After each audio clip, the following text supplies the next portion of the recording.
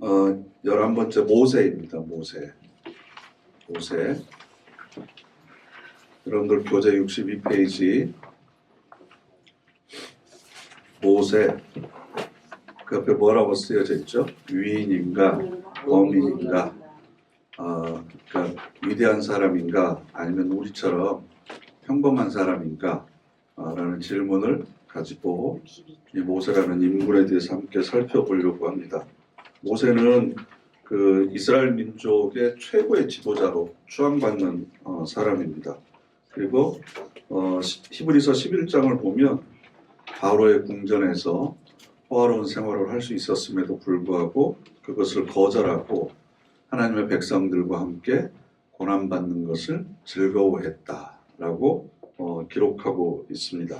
그래서 우리는 역시 모세는 믿음이 충만하고 담력이 있고 지도력이 있기 때문에 하나님께서 모세와 같은 위대한 지도자를 들어서 사용하셨다라고 우리는 보통 생각합니다. 정말 그럴까라는 겁니다. 그래서 오늘 우리가 출애굽기 3장 1절부터 8절까지 여러분들 교재 보면 있으시죠? 함께 읽겠습니다. 모세가 그의 장인 미디안 제사장 이드로의 양떼를 치더니 그 떼를 광야 서쪽으로 인도하여 하나님의 산 호렙에 이르매 여호와의 사자가 떨기나무 가운데로부터 나오는 불꽃 안에서 그에게 나타나시니라. 그가 보니 떨기나무에 불이 붙었으나 그 떨기나무가 사라지지 아니하는지라. 이에 모세가 이르되 내가 돌이켜 가서 이 큰 광경을 보리라. 떨기나무가 어찌하여 타지 아니하는고 하니 그때 여호와께서 그가 보려고 돌이켜 오는 것을 보신지라. 하나님이 떨기나무 가운데서 그를 불러 이르시되 모세야 모세야 하시매 그가 이르되 내가 여기 있나이다. 하나님이 이르시되 이리로 가까이 오지 말라. 내가 선 곳은 거룩한 땅이니 내 발에서 신을 벗으라. 또 이르시되 나는 내 조상의 하나님이니 아브라함의 하나님, 이삭의 하나님, 야곱의 하나님이니라. 모세가 하나님의 없기를 두려워하여 얼굴을 가리매 여호와께서 이르시되 내가 애굽에 있는데 백성의 고통을 분명히 보고 그들이 그들의 감독자로 말미암아 부르짖음을 듣고 그 근심을 알고 내가 내려가서 그들을 애굽인의 손에서 건져내고 그들을 그 땅에서 인도하여 아름답고 광대한 땅, 젖과 꿀이 흐르는 땅, 곧 가나안 족속, 헷 족속, 아모리 족속, 브리스 족속, 히위 족속, 여부수 족속의 지방에 데려가노 하노라. 아멘.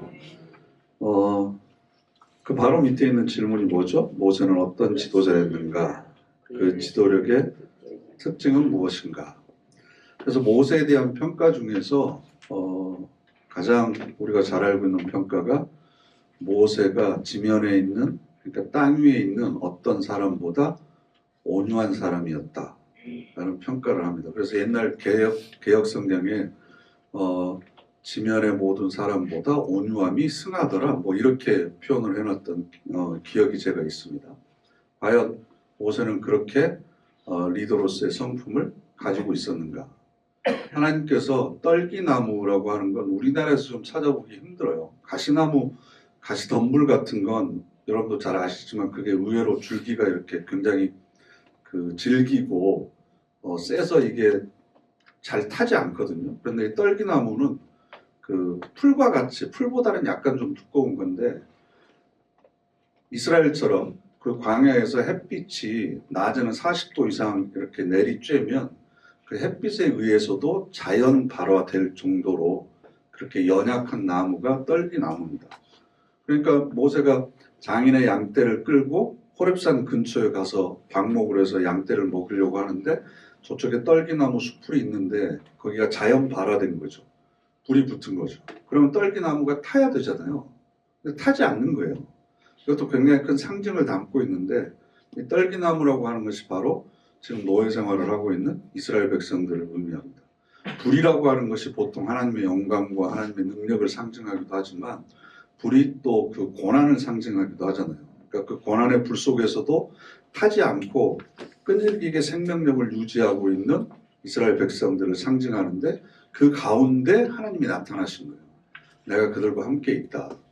그래서 오늘 우리가 읽은 7절에 내 백성의 고통을 분명히 보고 그들이 감독자로 말미암아 부르짖음을 듣고 그 근심을 알고, 보고 듣고 알고, 이게 하나님께서 그래서 우리도 보고 계시고 우리의 신음소리와 기도를 듣고 계시고 우리의 모든 형편도 알고 계신다.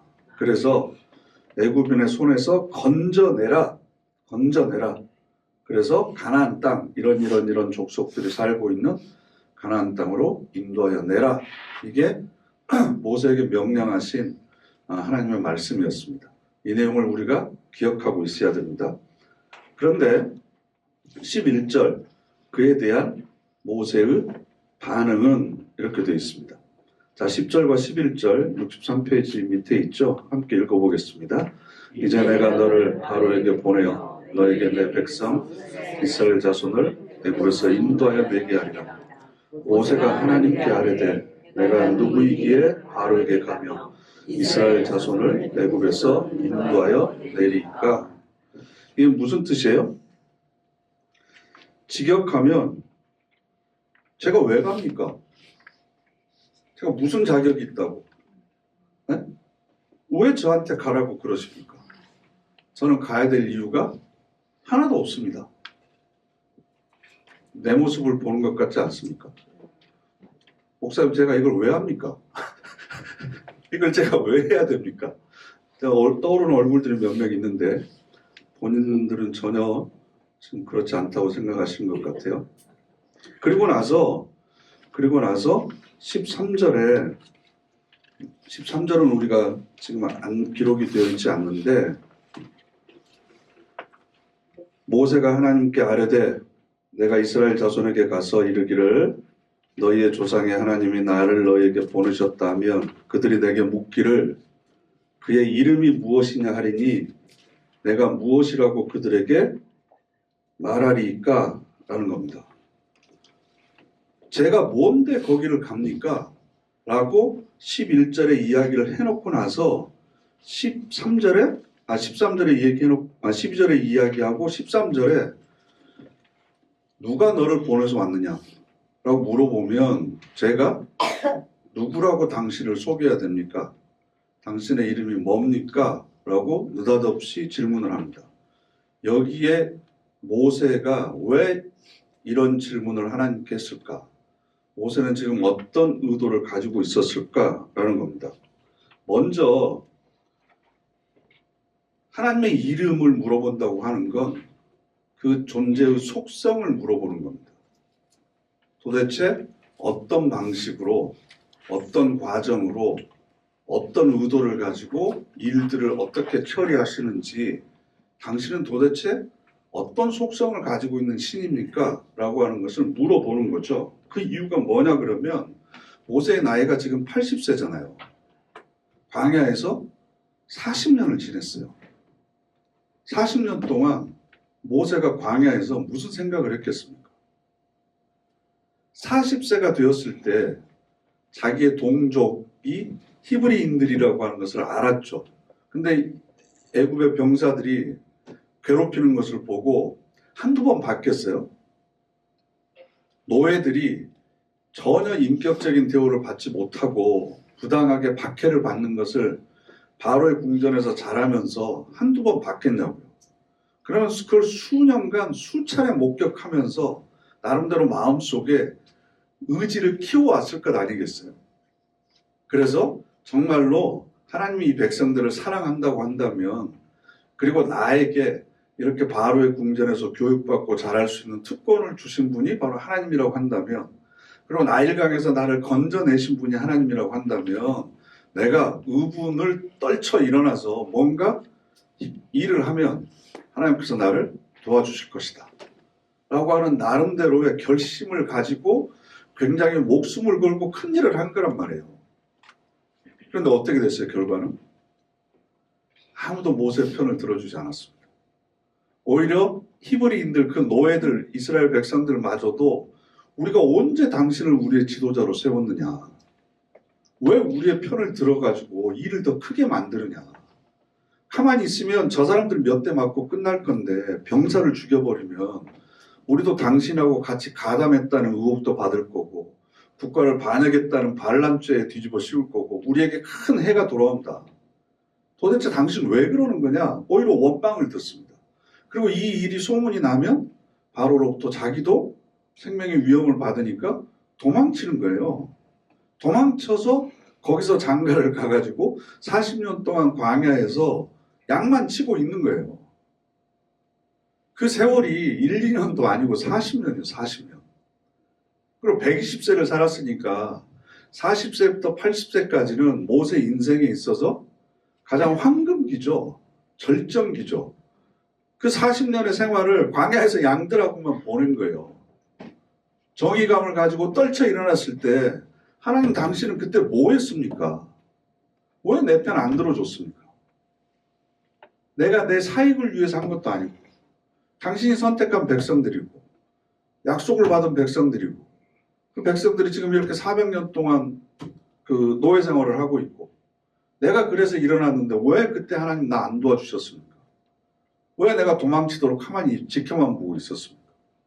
그리고 광야에서 그 황금 같은 인생 그 청춘기를 40년 보낼 동안 언제 한번 나한테 나타나기라도 하셨습니까? 근데 이제 80돼서 그런 얘기 하죠. 여러분 지금 80세 되신 분들 계시잖아요. 이제 이빨 빠지고 힘 빠지고 기력이 다 빠져서 내 몸 하나 지탱할까 말까 하고 있는데 이제 나타나가지고 무슨 내려가가지고 이스라엘 백성들을 건져내서 이곳으로 데려오라고 이야기를 하면 아니 그때 하지 40년 전에 하지 지금까지 뭐하고 있다가 이제서야 나타나서 아니 떨기나무에 불이 붙어 있는 거 그것 보고 제가 뭐 놀랄 줄 알았습니까? 아니면 제가 그때 막 엎드려서 드디어 나타나셨군요. 감격해서 하나님 드디어 저를 알아봐 주시는군요. 제가 가겠습니다. 이럴 줄 알았습니까? 도대체 지금 뭐 하시는 겁니까? 라는 그 억울함이 그 서운함이 그리고 그 원망감이 40년 동안 모세 가슴속에 쌓여 있었던 거죠. 그러니까 하나님께서 이렇게 해라. 그러니까 죄가 뭔데 갑니까? 그리고 도대체 당신은 어떤 속성을 가진 신입니까?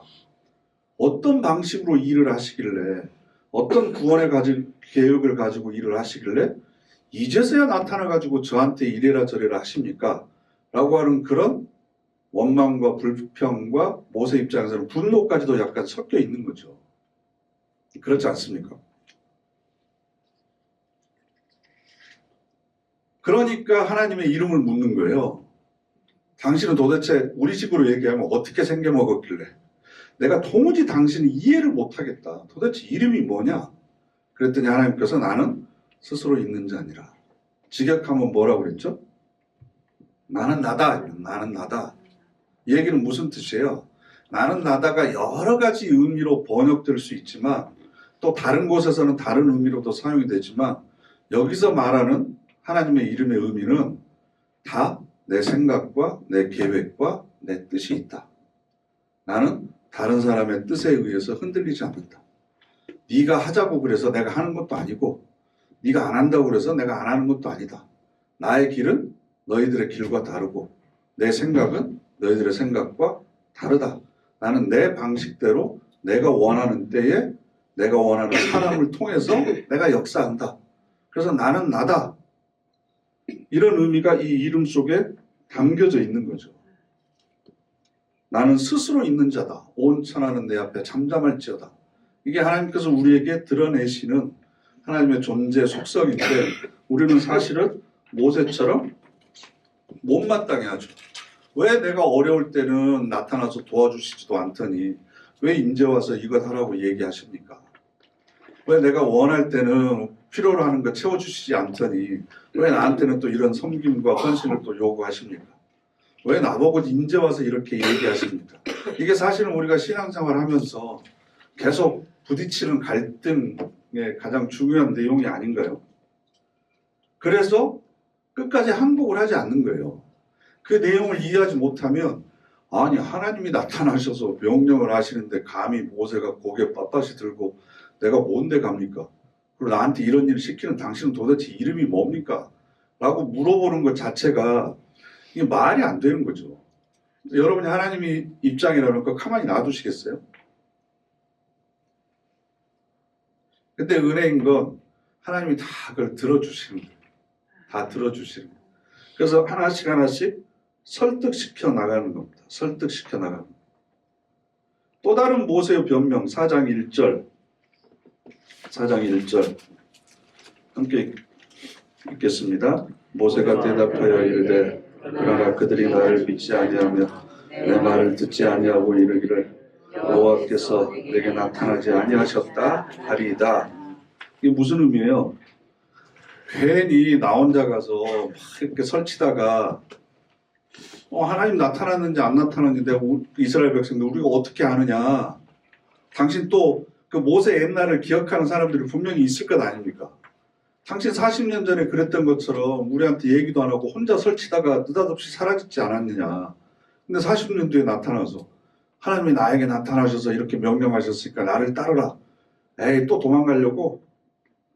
또 혼자서 사고 치려고? 우리 안 믿어. 이렇게 얘기할 수도 있잖아요. 이스라엘 백성들이. 증거를 좀 보여주십시오. 라는 겁니다. 그랬더니 4장 2절부터 9절까지 하나님께서 기적을 보여주세요. 이 기적을 의미를 다 설명할 수는 없고요. 2절 보시면 내 손에 있는 것이 무엇이냐. 지팡이를 잡고 있어요. 지팡이를 땅에 던지니까 뱀이 된 거죠. 뱀 앞에서 피해요. 그래서 여호와께서 모세에게 이르시되 내 손을 내밀어 그 꼬리를 잡으라. 왜 머리를 잡으라고 하지 않고 꼬리를 잡으라고 했을까? 손을 내밀어서 그것을 잡으니 그의 손에서 지팡이가 된 거예요. 지팡이를 던졌더니 뱀이 되고 그 뱀의 꼬리를 딱 잡았더니 또 지팡이가 된 거예요. 신기하죠? 제가 만약에 이거 배워가지고 하면 제가 하나님의 종이라는 걸 여러분들이 믿겠습니까? 네? 뭐 해보라는 거예요? 열심히 배워볼까요? 그 다음에 두 번째로 6절 보시면 내 손을 품에 넣으라 하시매 손을 품에 넣었다가 내보니 그 손이 뭐가 된 거죠? 네, 문득병에 걸린 거예요. 그리고 다시 손을 넣었더니 네, 다시 꺼냈더니 깨끗해진 거죠. 세 번째 9절에 보면 나일강 물을 조금 떠다가 땅에 부으라. 그러면 내가 또 나일강 물이 땅에서 피가 될 것이다. 피가 될 것이다. 근데 어쨌든 그 내용, 이 기적의 내용에 관해서는 나중에 설명드릴 기회가 있으면 다시 설명을 드리도록 하는데요. 아론과 함께 모세가 바로 앞에 가가지고 이걸 똑같이 해요. 지팡이를 던졌다가 이렇게 잡았더니 그 뱀이 됐다가 다시 지팡이가 되고 손에서 이거 꺼냈다가 이게 나병이 됐는데 다시 넣었다 꺼내니까 깨끗해지고 이러거든요. 그런데요, 그 애굽의 술사들이 똑같이 해요. 아무것도 아니에요. 그 기적이 사람을 변화시키지 못해요. 제가 만약에 지팡이 가지고 던졌는데 뱀이 됐고 다시 잡았더니 다시 지팡이가 됐잖아요. 그럼 처음에 박수 칠 거예요. 와, 우리 목사님은 특별한가 보다. 그럼 그 다음에 어떻게 될까요? 다른 거 해봐라. 더 신기한 거 해봐라. 그래서 못하면 에이 별거 아니래. 그럼 뭐 어쩌다 됐나 보니 이렇게 되는 거지. 기적 자체가 사람을 감동시키거나 변화시키지는 못해요. 오히려 그 기적이 사람에게는 또 걸림돌이 되는 경우들도 많이 있습니다. 근데 결국 또다시 모세가 변명을 합니다. 10절 함께 읽겠습니다. 모세가 여호와께 아뢰되 오 주여 나는 본래 말을 잘하지 못하는 자니이다. 주께서 주의 종에게 명령하신 후에도 역시 그러하니 나는 입이 뻣뻣하고 화가 둔한 자니이다.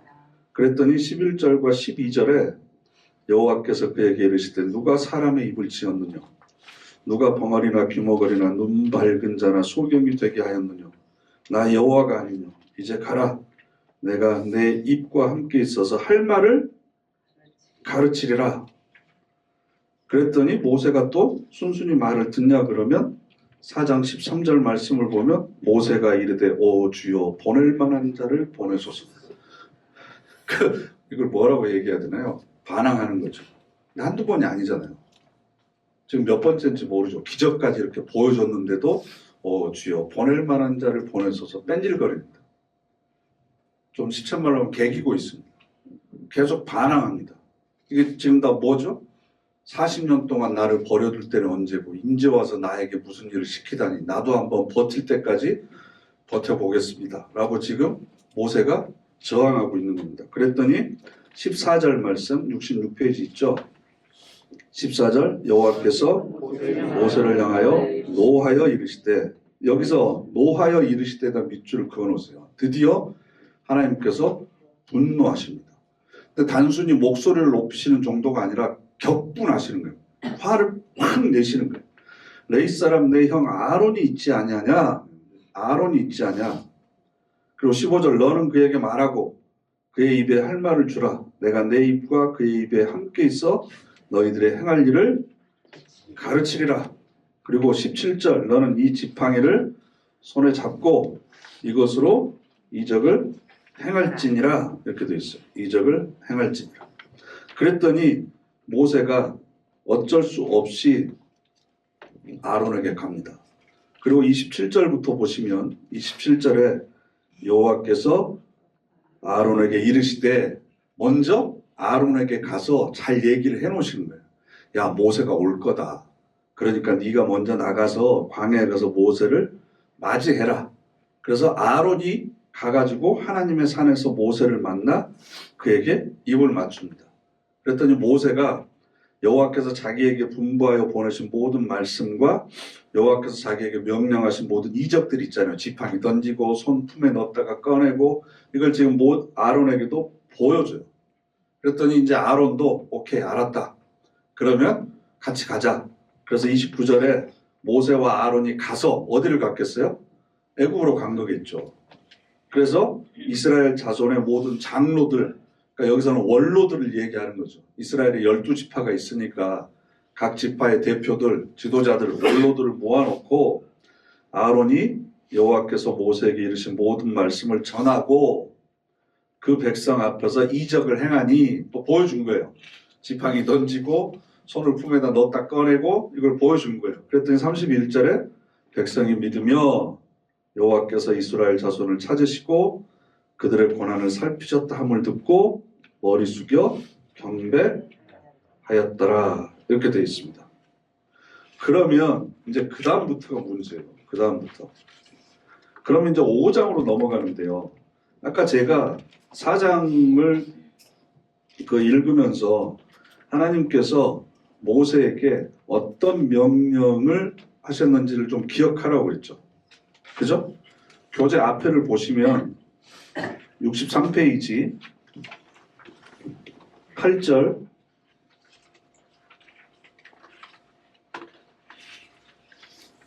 뭐라고 그러셨죠? 내가 내려가서 그들을 애굽인의 손에서 건져내고 그들을 그 땅에서 인도하여 아름답고 광대한 땅, 젖과 꿀이 흐르는 땅, 이런저런 족속이 사는 땅에 데려가려 하노라. 이렇게 되어 있어요. 젖과 꿀이 흐르는 땅으로 내가 데려가겠다.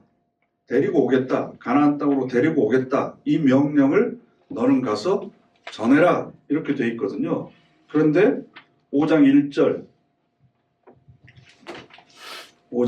보시면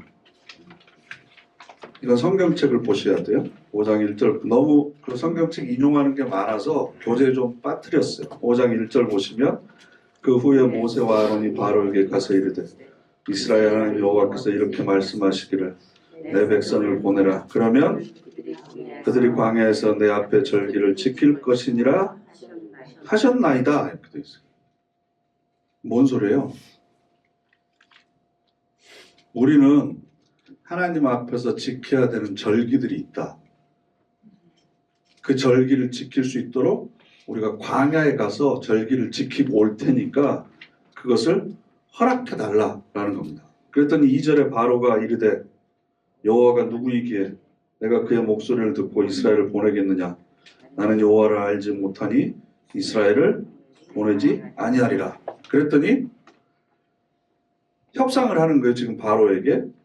그들이 이르되 히브리네 하나님이 우리에게 나타나셨은즉 우리가 광야로 사흘 길쯤 가서 우리 하나님 여호와께 제사를 드리려 하오니 가도록 허락하소서. 여호와께서 전염병이나 칼로 우리를 치실까 두려워하나이다. 그러니까 우리한테 3일만 좀 휴가를 주라. 광야로 3일 가가지고 거기서 제사를 드리고 돌아오면 한 6일 걸리겠네요. 일주일 휴가를 줬으면 좋겠다.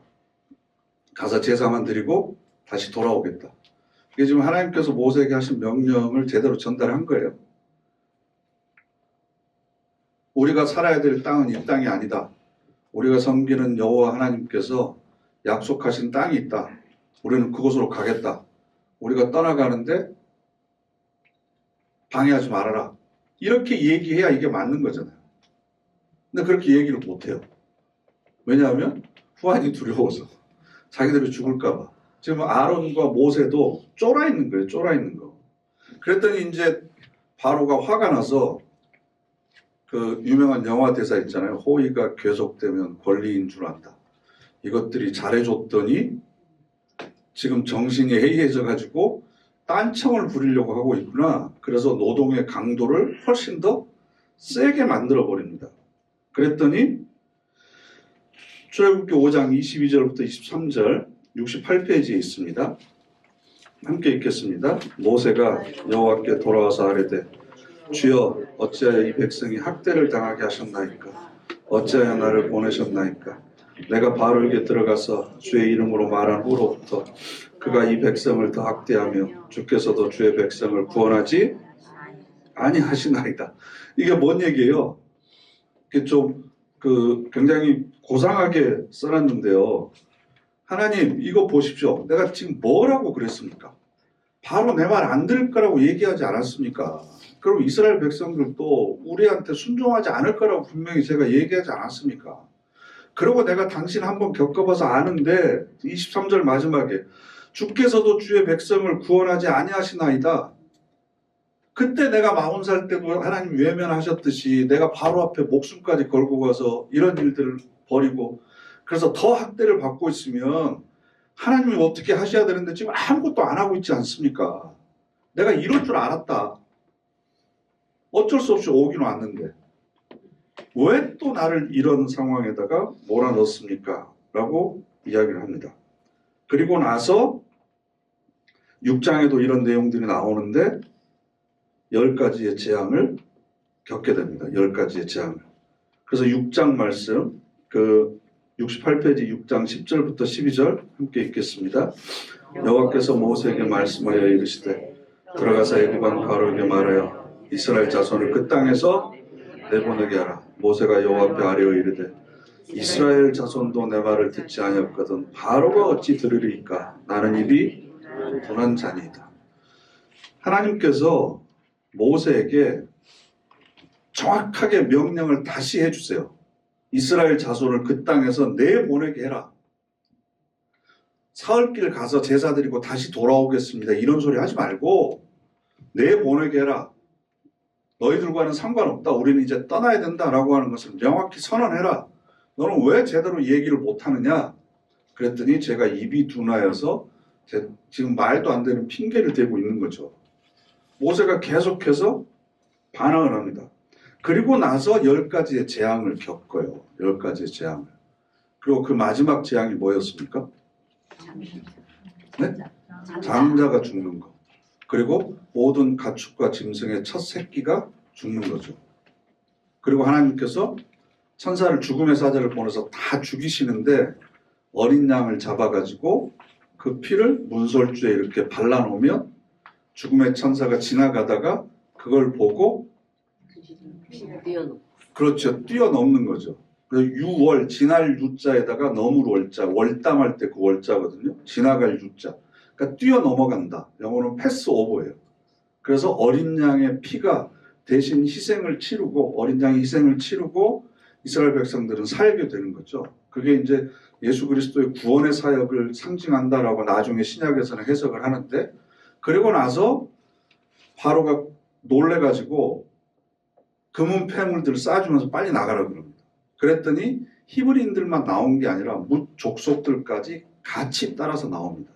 그때 따라 나왔던 사람들 중에서 장정이 60만 명, 그래서 여자까지 또 늙으신 분, 또 나이 어린 사람들까지 다 합치면 약 200만 명 정도 되지 않을까라고 추정을 하는 거죠.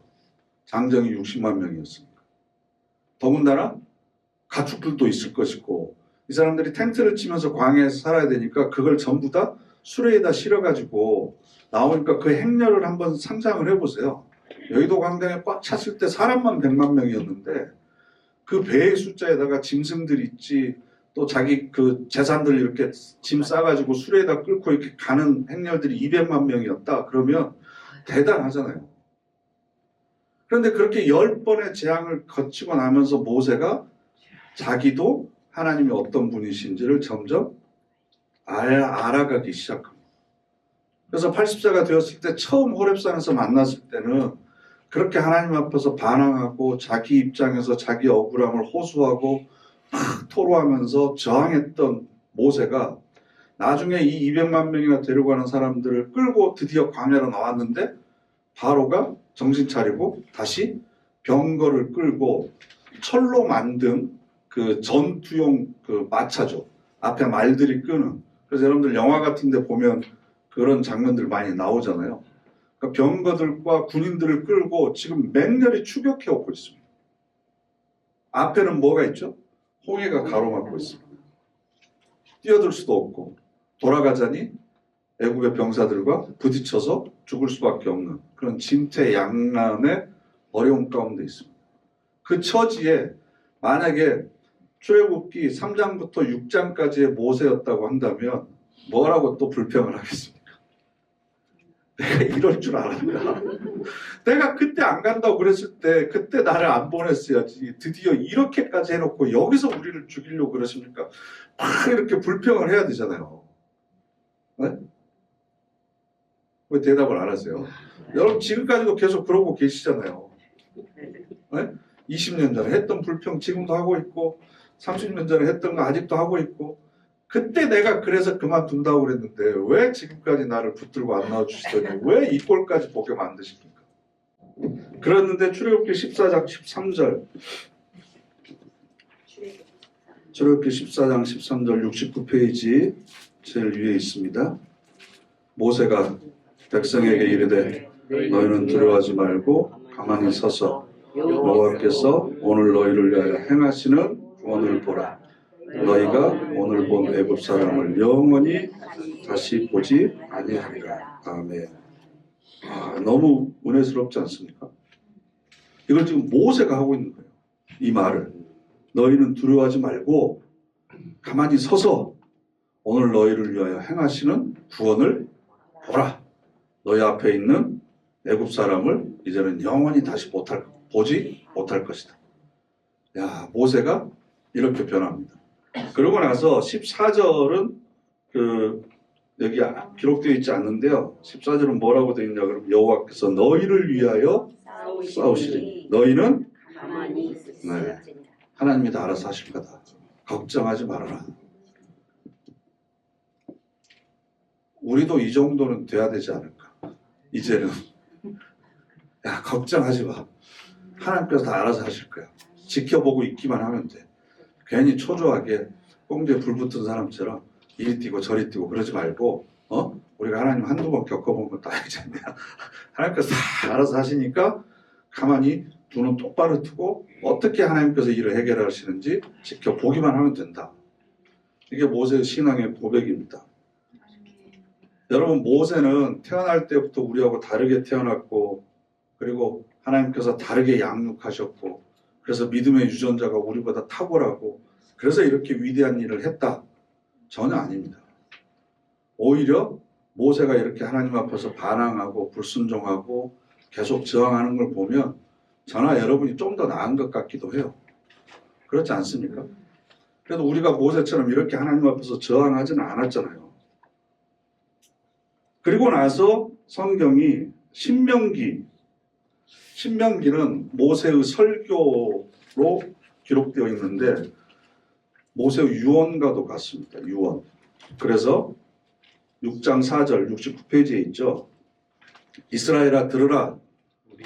여기서 이스라엘아 들으라 우리 말로는 그렇게 되어 있지만 히브리어는 쉐마 이스라엘 이렇게 되어 있습니다. 들으라 이스라엘아 이렇게 되어 있어요.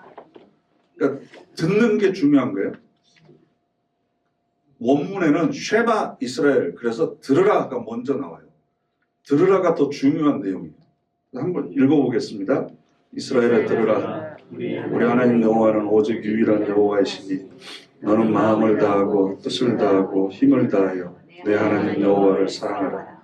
오늘 내가 네게 명하는 이 말씀을 너는 마음에 새기고 내 자녀에게 부지런히 가르치며 집에 앉았을 때든지 길을 갈 때든지 누워 있을 때든지 일어날 때든지 이 말씀을 강론할 것이며 너는 또 그것을 내 손목에 메어 기호를 삼으며 내 미간에 붙여 표로 삼고 또 내 집 문설주와 바깥문에 기록할지니라. 아멘. 너무나 당연한 말씀이고 그렇게 살아야죠. 그런데 중요한 건 이걸 지금 누가 이야기하고 있어요? 모세가.